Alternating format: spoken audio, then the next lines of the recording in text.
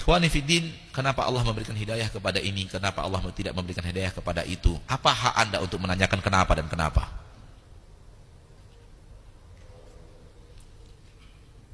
Anda ingin menakar Rabb Anda sendiri?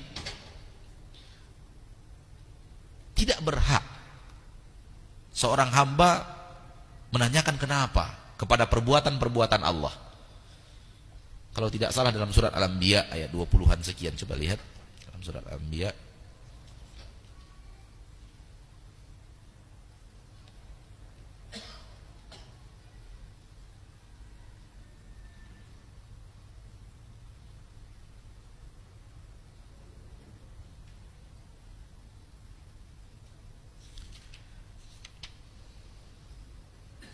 Ya, Al-Anbiya ayat 23. Seluruh Anda yang mempertanyakan Allah dengan pertanyaan kenapa? Mengapa? Jawabannya adalah surat Al-Anbiya ayat 23. Allah berfirman, la yus'alu amma yaf'alu wa hum yus'alun. Dia, yaitu Allah, tidak ditanya kenapa dia berbuat. Dan mereka, yaitu manusia, yang ditanya kenapa mereka berbuat. Ya, Allah tidak perlu ditanya kenapa dia berbuat.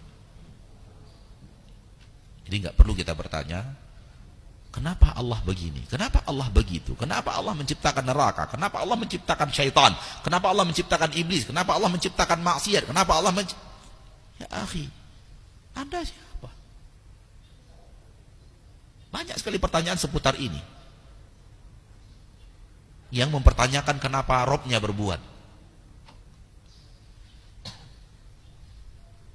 Jadi kenapa, pertanyaan kenapa ini hentikan.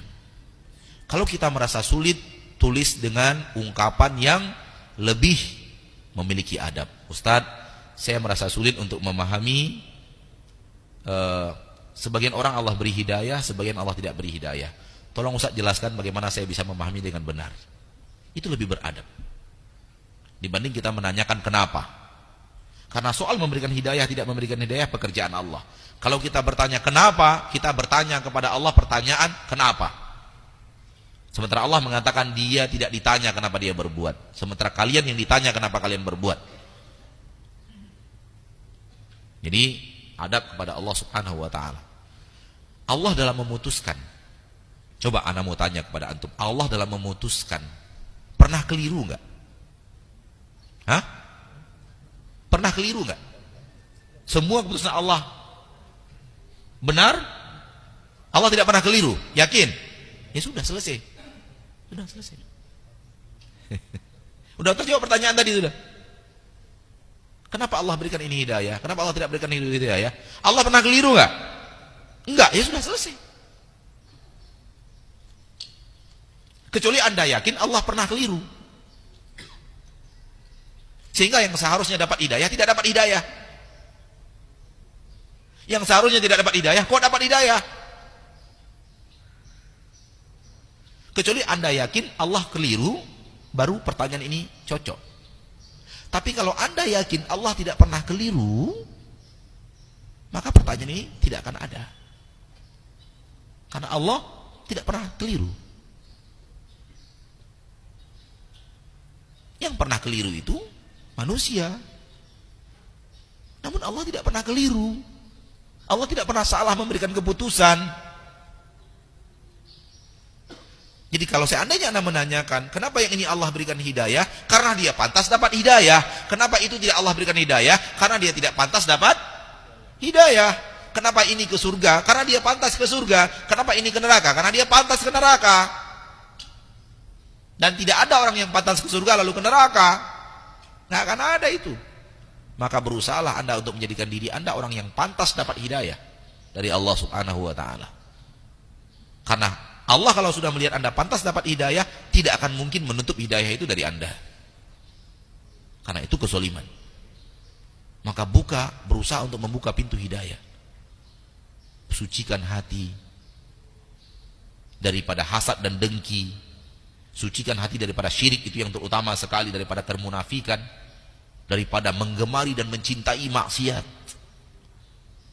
Sehingga dengan melihat hati Anda yang bersih dan suci, ingin membenci kemaksiatan, membenci kekafiran, membenci seluruh bentuk daripada kezaliman, Anda dinilai oleh Allah adalah orang yang berhak dapat hidayah. Lalu Allah berikan hidayah itu kepada Anda. Sementara yang lain terbalik. Yang dia benci justru tauhid. Yang dia benci justru orang yang mengajak kembali kepada sunnah. Yang dia benci justru orang-orang yang berjilbab sesuai dengan Allah, yang Allah inginkan, lebar. Yang dia benci justru orang-orang yang keluar dari transaksi riba. Itu yang dia benci. Apalah kalian ini, begini, begitu. Yang dia benci justru orang yang rajin ke masjid. Yang dia tidak senang melihat orang berjenggot. Mangkal aja hatinya ngelihat jenggot tumbuh gitu loh. Ada orang yang sebel melihat jenggot itu. Padahal Rasul kita berjenggot. Rasul kita berjenggot. Muhammad sallallahu alaihi wasallam berjenggot. Para nabi dan para rasul berjenggot. Sehingga ada kata-kata jenggot dalam Al-Quran. Abu Bakar berjenggot, Umar berjenggot, Utsman berjenggot, Ali berjenggot.